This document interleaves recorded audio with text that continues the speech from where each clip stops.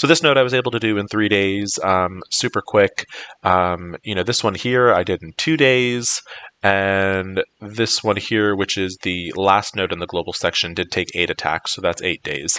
So definitely not on that same like crazy annoying level as Dark Dimension 3. So I'm going to switch back over to Dracarys right now, or Mini Call rather.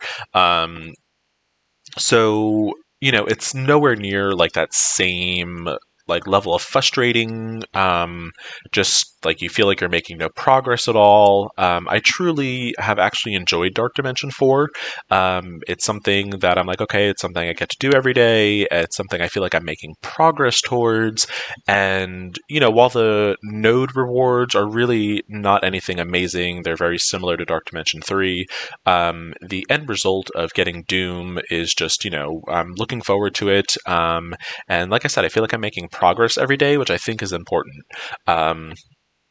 So now that we've covered the gear, let's talk about our character planning. And I think this becomes very important. I didn't plan as well as I could have on Khaleesi, and I'm running into an issue now. Is basically I'm finishing the sections faster than I'm able to build up the next section. So I ran into this. I finished the first 3 unrestricted nodes, and then I was waiting for a 4th global character. I just finished the global section, I think it was 2 or 3 days ago, and I am still waiting for a cosmic team, and I am quite a bit of ways from that. So kind of the purpose of this is to kind of hopefully avoid that. And with Dracarys, I am already kind of in a better position. I'm not going to have to wait to start global. I can kind of just go right in. And I'm hoping on Dracarys as well, I'll be able to go right into the cosmic section, the city section, and then the legendary section. At least that's hopefully the game plan. So while we are talking about that, I think it's a great idea to, kind of look at your roster and, keep in mind, depending on how far away you are from level 80, there could be new characters added that become, just all that better for Dark Dimension 4. So kind of make your list as organic and kind of flexible as possible. And I've kind of continually I have continually modified who I'm planning to bring into Dark Dimension 4, both for Dracarys and Khaleesi, as well as Minicall. Minicall definitely has the benefit of being kind of the furthest behind, so I'm able to kind of look at the broader picture a little bit easier, plan a little bit better.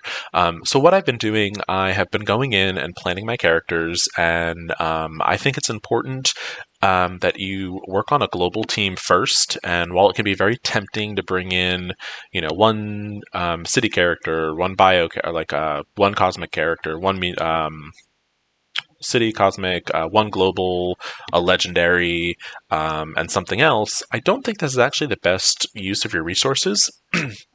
And the reasoning behind that is going to be once you finish those first 3 nodes, you're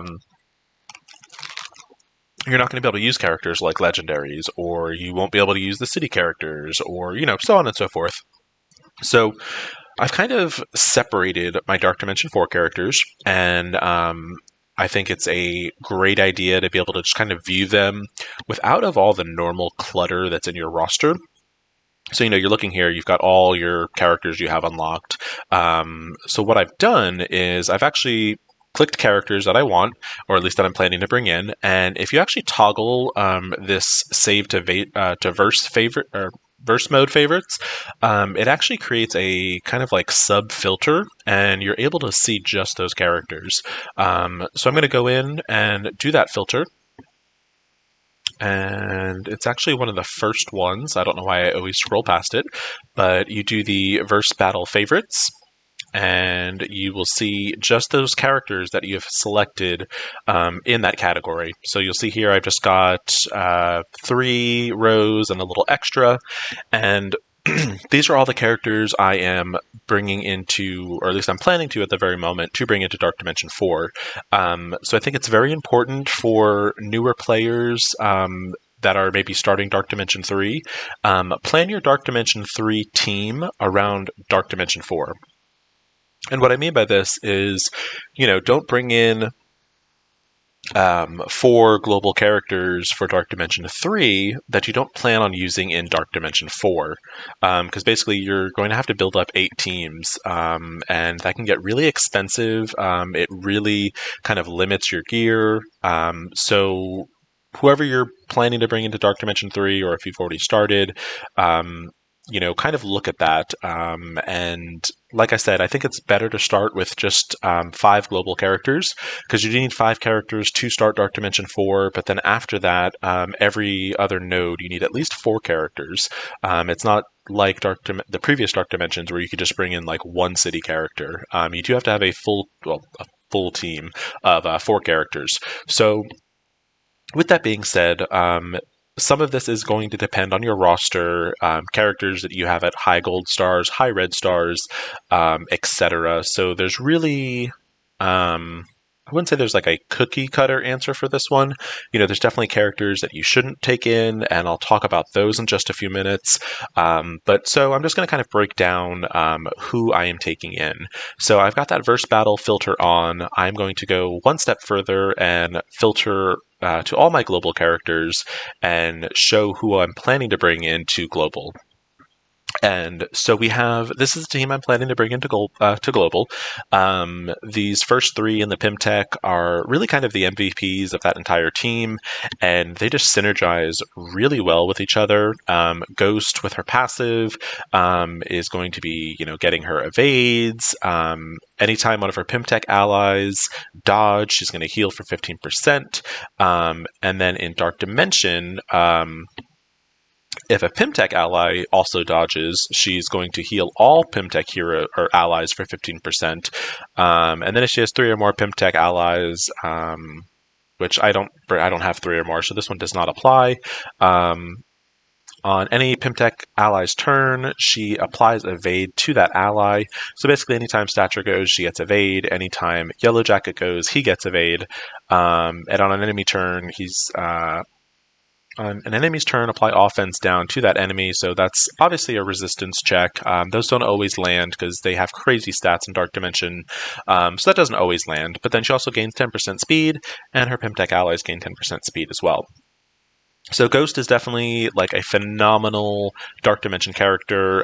Her ultimate here does 350 damage. It prolongs all negative effects, steals 15% of health from all enemies, and then redistributes it to all the Pimtech allies.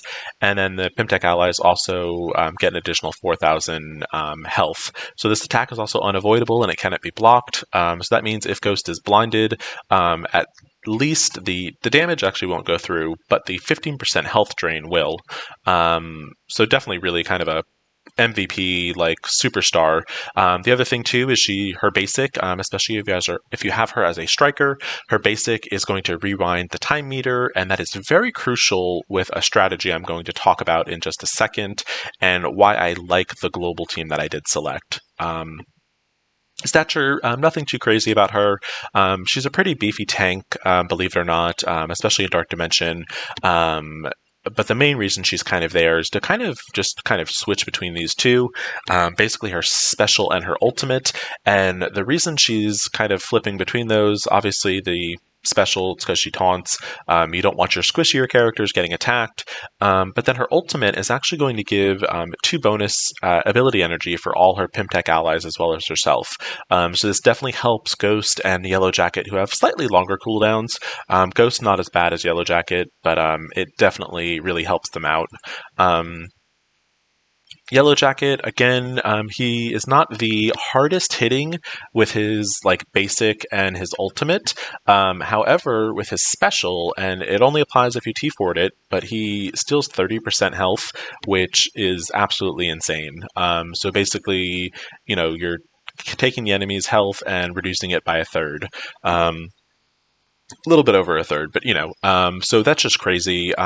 Basically, 2 of these attacks will get an enemy into the red. it's just a crazy, crazy special. The other thing too is if you plan his ultimate when a character is going to die, it is a little harder just because of how high their health pools are in Dark Dimension, 3 and 4. But if you time it right, if you kill an ally with this ultimate, he's actually going to then do the attack a second time. So you're potentially looking at up to essentially 6 attacks in one turn, because it does also. Let me see. Does it actually say on here? But it attacks all adjacent allies. So normally you've got like two people at least next to an enemy.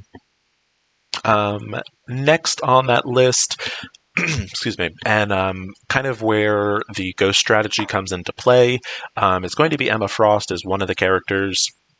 Phenomenal standalone character. She provides cleanse, which is great.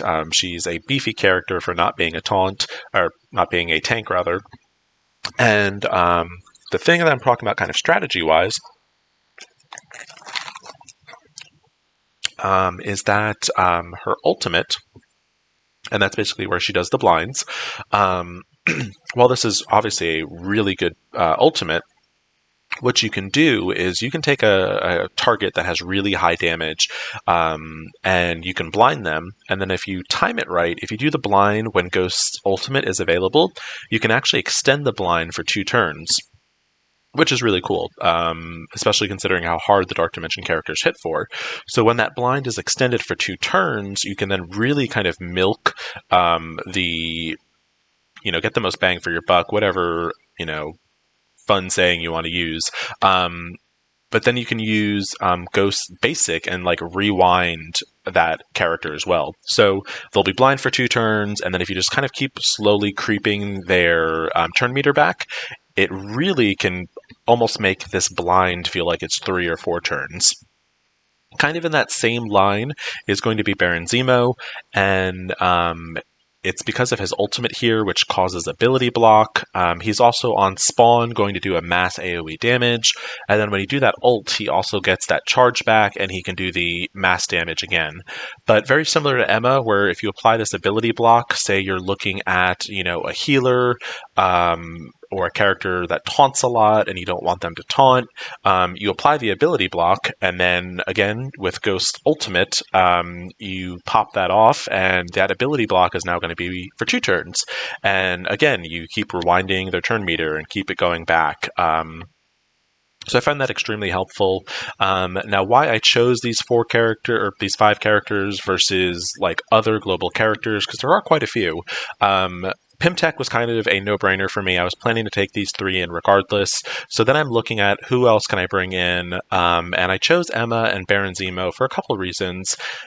Reason I chose Zemo is he is a skill character, which there are not many good skill characters, and because there aren't many good skill characters, you normally have a larger abundance of skill gear. So I thought it would be a quick, easy way to take him up to G15. I have used him on both Khaleesi and Dracarys in Dark Dimension 4, and he's done a wonderful job. Emma, kind of a similar line. She is a mutant. You've got your 2 tech characters here, and you have your bio character. I guess I actually don't even know if there are global cosmic characters, or not global mystic characters. I'm trying to think of one off the top of my head.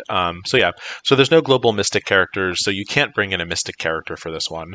I would say in a perfect world, you kind of bring in one of each trait. That way your gear is kind of going down at the same time, but there is no global mystic. So you basically have to use 2 of one of the skill sets or the origin traits. So that's what I chose for global. We are going to move this along. Now, so again, the reason I say go global first is because when you finish those first 3 nodes, you can immediately start the next 3. And you're having to work on less teams. So let's go ahead and unselect global, and we will move to our next section, which is going to be cosmic, which is currently where Khaleesi is in limbo and not able to progress. So I've got a few more cosmic characters that I can actually take in. And a lot of this is going to depend on the G15 gears I get. So this is one of those situations where I have basically a solid 4, and I've got some, fifth character that I would bring in, plus a runner-up, just depending on how the gear crunch looks. So, who I'm planning for Cosmic and are my three staples are going to be the Dad Bros and Silver Surfer. The Dad Bros, again, are a mutant team. So it's why I've been really kind of going kind of hard on the mutant pieces. But the two of them together are just insane in Dark Dimension 4. I mean, they're insane pretty much everywhere in the game, but they're just a really good team. So with that being said, Silver Surfer is another like phenomenal standalone character. So he was kind of a no-brainer, and he would be my first Mystic character that I'd be taking in. So I should have all the gear for him, and that'll go quick. Dad Bros, again, they are mutants. So I am planning to take them into Dark Dimension 3, which I'm not on the Cosmic yet. But so, that's definitely those two in particular are on the list. Now, I am having to really stock up on this Gravitonium, and that's because both Dad Bros share this unique. So I am having to stock up on that, and I've been doing a pretty good job. In case Shatterstar isn't ready by the time I get to Dark Dimension 4 and to the Cosmic Nodes specifically, I do have some alternate characters. I've got Hela. She's a phenomenal standalone character. She does great damage with the Greg. She's got heal. She's just great. So she's my intended fifth, and we'll see just how much gear Silver Surfer eats up. And we'll kind of see how that goes. My solid fourth, because I just realized I skipped over 4, is going to be Corvus Glaive. He is a pretty strong character. I mean, he's not obviously the strongest in the game, but the appeal for him is that he's a skill character. So again, I should have some skill gear left over for him. So I think that's going to be a really good option for me. And then basically my runner-up is Minerva, and that is only going to pretty much depend on how I'm doing on tech gear. Because like I said, I'm taking in 2 tech characters for the global nodes, so if I have enough tech to bring up Minerva, I will do that. Percentage-based damage.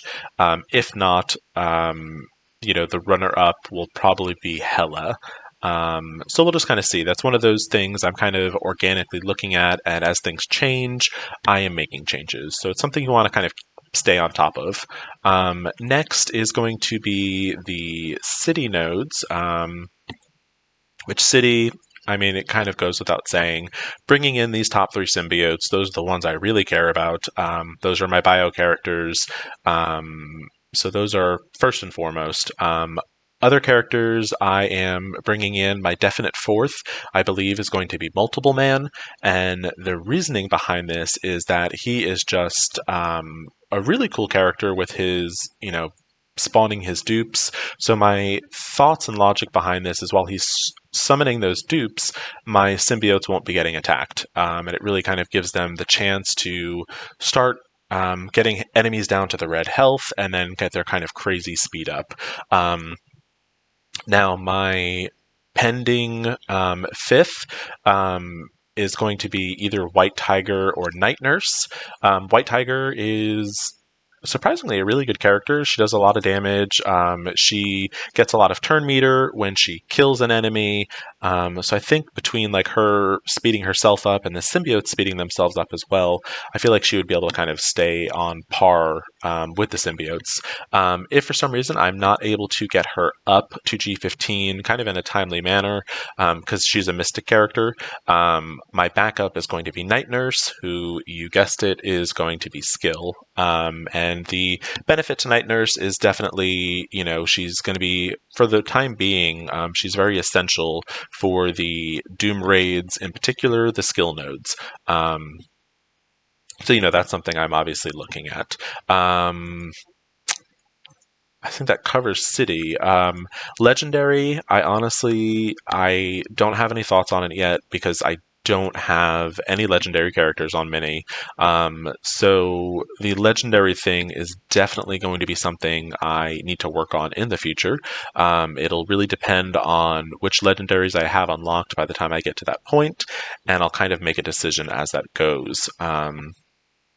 But yeah, so I think that's kind of my planned strategy. Now, one last thing before I basically kind of wrap up the video is there are certain characters that you should not be taking into Dark Dimension 4, and the reasoning behind it is if you're not going to use them past Dark Dimension 4, it's a lot of gear and a lot of money to invest in a character to just do, one game mode that you can only do twice and get the actual rewards. So you don't want to bring in characters that you're like never going to use, or just bring in a character because it's cheap, and they don't take many G15s. There's a reason for that. It means the character's not very good in Dark Dimension 4. So some kind of prime examples of that. And I think a lot of the content creators have voiced similar concerns that it was basically like a waste of resources.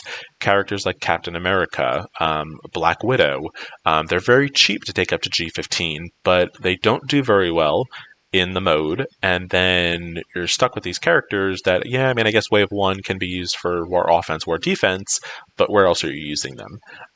So you really want to look at characters that you are going to get long-term use out of. So I think that's going to be it for this DD4 planning and kind of mapping out how you should be working about your strategy, as well as when you should be going in. I think you should be trying to get into Dark Dimension 4 as early as you possibly can.